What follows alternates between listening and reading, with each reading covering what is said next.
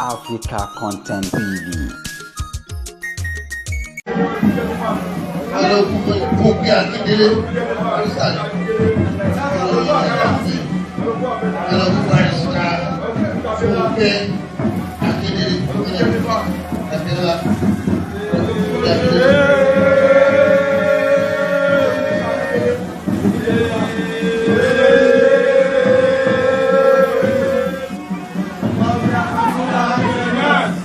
Amin.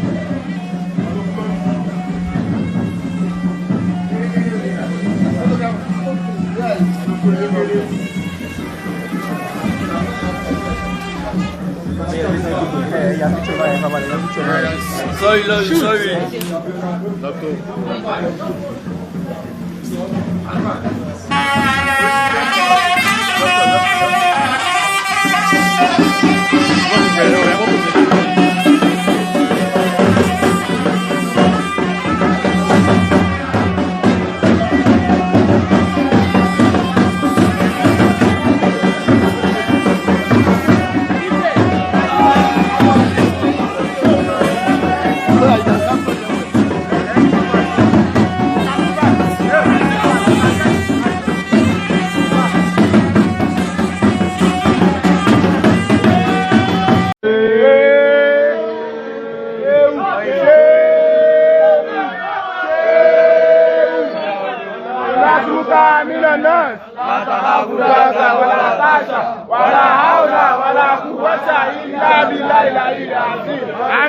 Àmín Jésù. Láti wá síbí lẹ́nu torí pé èmi náà mo gbà ládùúgbà pẹ̀lú ìgbà àgbà mo ti ṣiṣẹ́ gan-an fẹ́ràn iṣẹ́ gan-an tó bá ní pàtí yá lórí níbẹ̀ òṣùwọ̀n tó bá ti ní iṣẹ́ yá ó máa wà bí iṣẹ́ tẹ̀lé pé mi débi lẹ́yìn iṣẹ́ ṣe gbé mi débi fún ìgbé tí o bá tẹ̀ fámọ́ṣẹ́ a máa gbé e débi àdúrà a máa gbé e débi gíga ẹ̀gbọ́n mi ti sọ fún mi.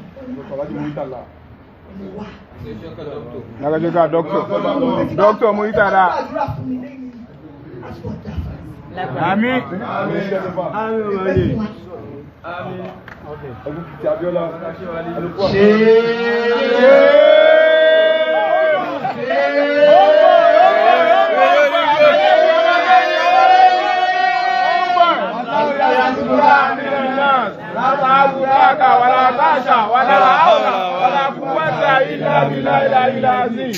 Uba. Ẹ̀pẹ̀ fún wa. Ẹ̀mí yóò kún jù báyìí lọ lágbára Ọlọ́run. Àmín aṣẹ́wò. A dúpẹ́ pé Ọlọ́run ṣe wá lẹ́ni tó wálé lónìí tá a sì lẹ́ni tí mú àwọn pàtàkì wálé. Ìbẹ̀rẹ̀ sí wálé ọba mi kẹ́mẹ́jì ni mo ń gbé mi wá ń gbà kí n wálé kí ó kí n sì wá wo bọ́ọ̀lù lọ́dọ̀ ọmọ nígbò.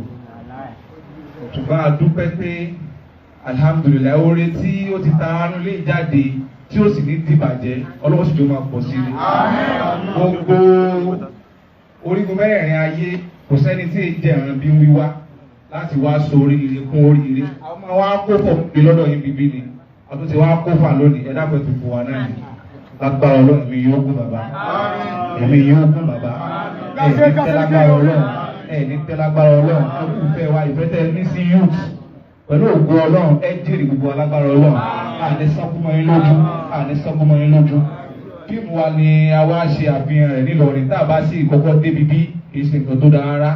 Àti ká kọ́kọ́ déwájú yín náà èdè bá fa àlùbáríkà sí. Behind the scene ní title ọ̀hún náà làwọn àdìbì aṣọ behind the scene.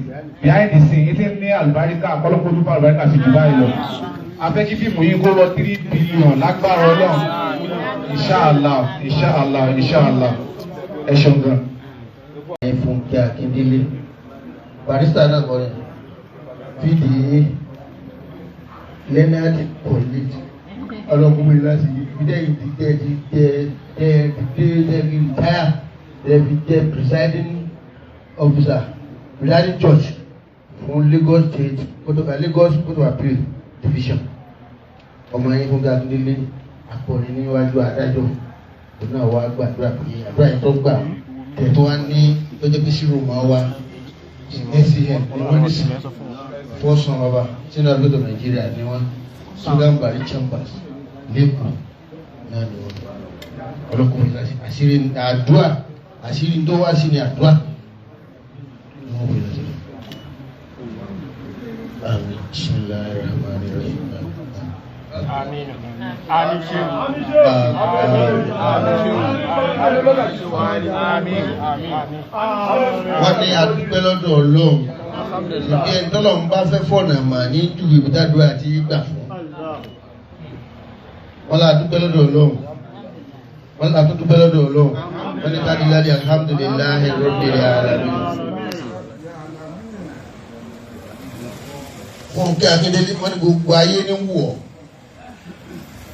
Wọ́n lá dúpẹ́ lọ́dọ̀ Ọlọ́run pé ayé rí ọ wọ́n sì yọ sí dáadáa.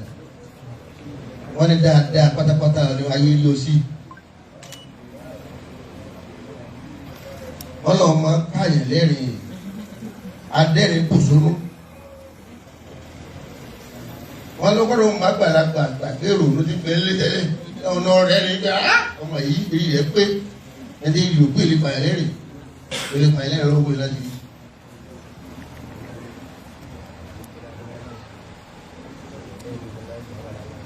Wọ́n lé fíìmù tó ṣe yìí tó wá gbà lọ́dọ̀ àwọn yìí kò ní jáse wọn fún ọ.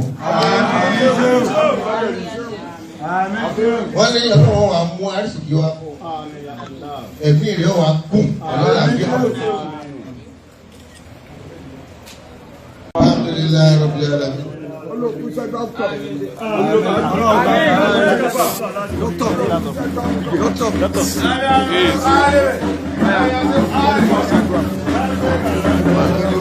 Báwo pè é lọ́kàn?